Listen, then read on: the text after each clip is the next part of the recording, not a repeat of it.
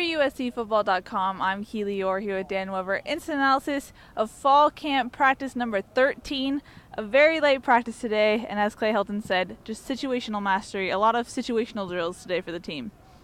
Yeah, they would have had to amp it up a good bit to get to the level. I think we thought it was going to be kind of a walkthrough, but it wasn't fast enough for a walkthrough. It was more of a stand around, hang out.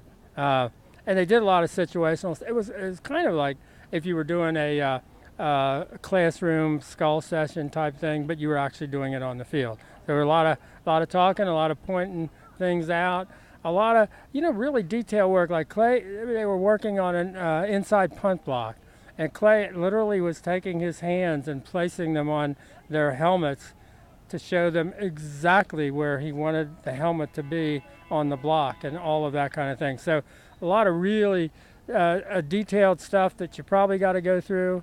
A lot of end game situations where it didn't look like, though, as they ran the last few plays and they were going from the 35 and the 25 and the 15, the 10, the 5. They didn't ever seem to end with a field goal. So I'm not sure if it's just, we're going to throw it into the end zone as long as we can. Started with, thing like 12 seconds on the clock, or why you can't, kill the ball with 2 seconds left. You got to have three, all kinds of detailed stuff like that. They even had a play where somebody was injured. I'm not sure if they were working on faking an injury or if the other team was faking an injury or whatever, but somebody all of a sudden just went down, and you thought, I wonder what happened. Did he get...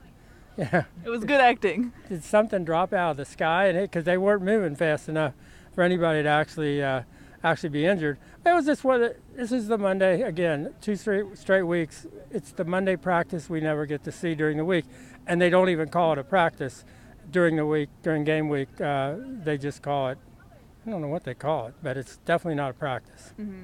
Like I said, Helton's very big on situational mastery. It's kind of what we saw here today. How much do you think that actually pays off going forward? I think it is good to have it in the back of your head. We've done this.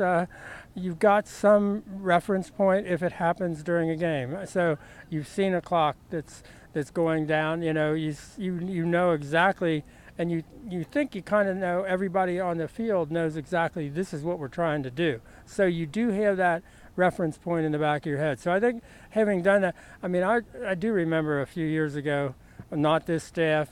They were in a situation at Boston College where they needed an onside kick, and it all of a sudden occurred. This was the second week of the season, and it all of a sudden, it was the third week. It occurred to everybody, they've never practiced this.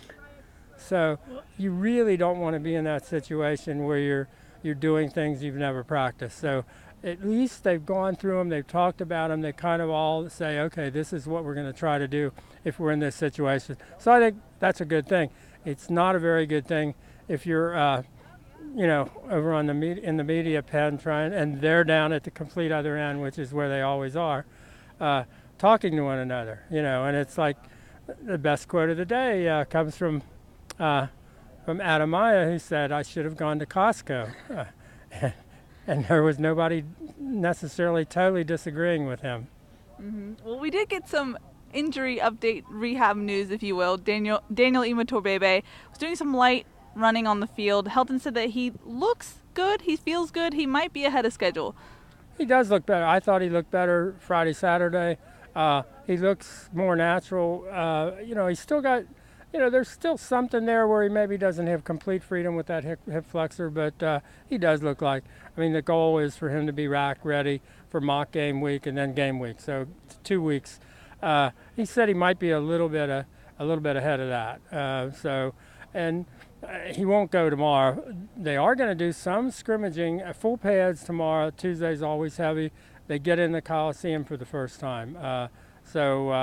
And for some of these kids, they haven't ever, played a play in the Coliseum, so that's kind of a big deal. And then Saturday, another real scrimmage that will really matter. So they'll kind of get 2 days this week where they're getting kind of game-type action, tackling, that sort of thing, and with the goal that they really will have personnel figured out.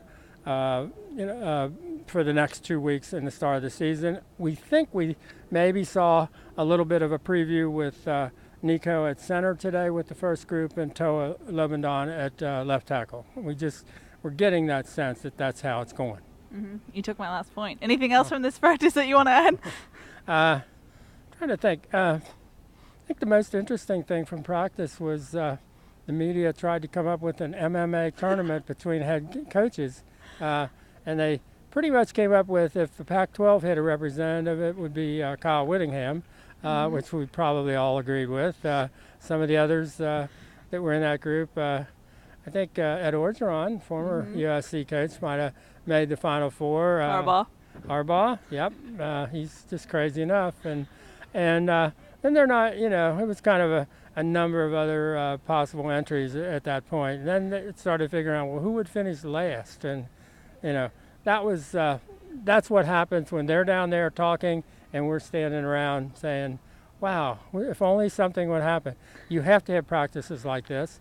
You can't go, tomorrow you're going to go real hard. But for us, it's a little bit trying to entertain ourselves while they're doing whatever it was they were doing today, which we hope. I mean, they probably hope some of this they don't ever have to do. Yep. That they're not having to chuck the ball into the end zone, Hail Mary at the end and all that. But you probably got to go through it because it might happen, and you want to say, we all kind of know what we're trying to do. Mm-hmm. Well, you got a little peek into reporter life from Dan. Well, that's going to wrap it up for day 13 of fall camp. For Dan Weber, I'm Keely Eure. For more, check out uscfootball.com.